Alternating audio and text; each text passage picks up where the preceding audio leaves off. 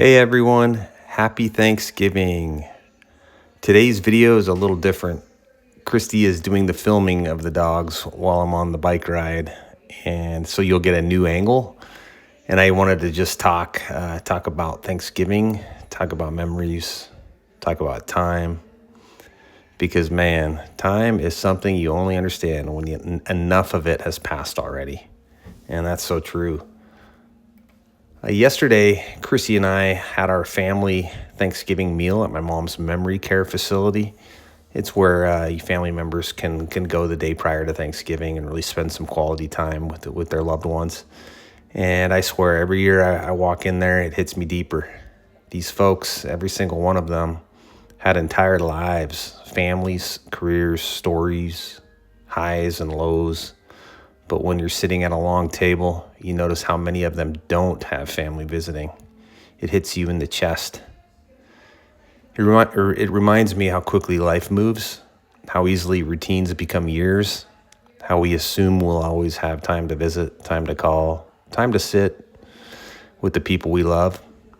But time doesn't work like that. It keeps moving whether we're paying attention or not.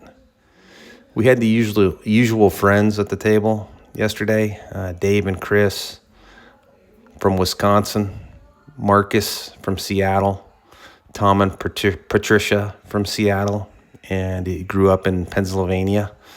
And then we met new friends, Leo from Chicago. It was fun hearing his story. He worked at O'Hare Airport for over 40 years in baggage handling for United Airlines.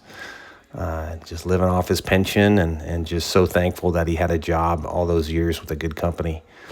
Very friendly and most genuinely joyful guy.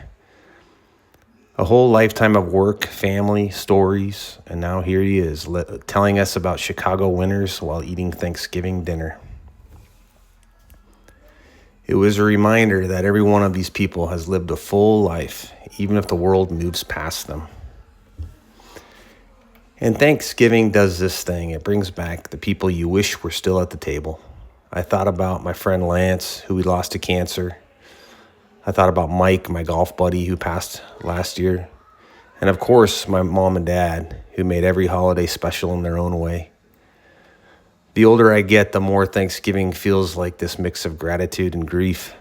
Not sad grief, more like warm grief, a gratitude for the years we had with the people who shaped us. I also think about the girls. Man, I treasure these days with them. They've gone from coloring placemats, helping mom stir mashed potatoes, spilling flour everywhere, to now doing most of the cooking themselves, doing the shopping, planning their recipes. Somehow, I've gone from being the guy who had to help set everything up to being the guy who drinks a beer and watches football while my girls run the kitchen. And honestly, it's one of life's great blessings. Watching your kids grow into adults who take over the traditions, that's a gift. It's funny, when Christy and I first moved to Arizona, we didn't have anyone here. No family, no built-in community. I think our very first Thanksgiving in Arizona was spent with a good friend Christy met in a newborn baby class. They just welcomed us in. It meant so much to us at the time. After that, it was just us. As the family grew, the holidays took on more life, more noise, more laughter. The memories built year after year. And because it's a Thanksgiving episode, I've got to tell you one of my favorite stories. When we got Blue, our first husky, we learned very quickly that if he could smell food, nothing else in the world mattered. One year, we had a beautiful spread on the dining room table. Turkey, ham, all of it. We turned our eyes for a second, well, probably a minute. And Blue must have thought he was at an all-you-can-eat buffet. He jumped up on the table, not next to the table, on the table, and he devoured everything. All the ham, all the turkey, gone.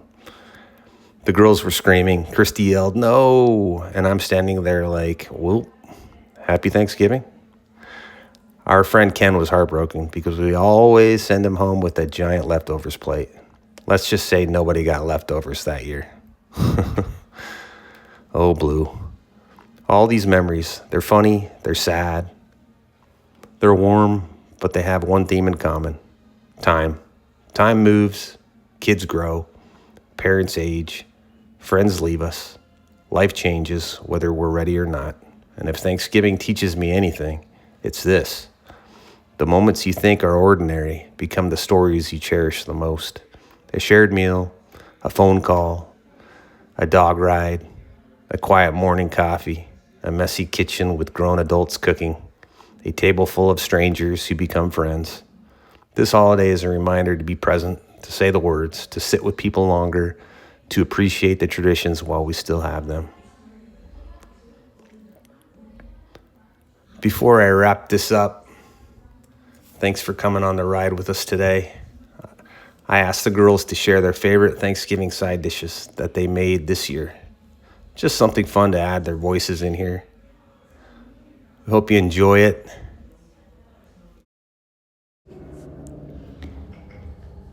Hello everyone. Okay, it's Mia here. Now we're getting into the stuffing. We are doing a homemade stuffing this year, and this is me prepping all of my veggies like celery, onions, and leeks. And I basically sauteed them and mixed it together with homemade cornbread and sourdough, and it turned out really good. And this is what I picked for mine. Can't go wrong with Beecher's mac and cheese. This is Dad. I took the easy route out. And this is us putting it in. We both were lucky, and they both take like an hour to make, so we thought that it would be good to put them in together. This was actually a really good team effort. I'm really proud of us. Good job, Mia. Hey everyone, it's Ashley. I am going to be making 3 dishes for Thanksgiving this year. I am making a fall salad with apples, pomegranate seeds, cranberries, kale, feta cheese, and homemade dressing. It was so good. And my other 2 dishes are classics. One is green bean casserole, which is always my favorite dish to make. And then I made something new, Brussels sprouts, and it was a Caesar Brussels sprout. It actually got voted best dish of the night, so I must say I'm pretty proud of myself. But yeah, it was a good Thanksgiving at home, and I can't wait to host, hopefully next year.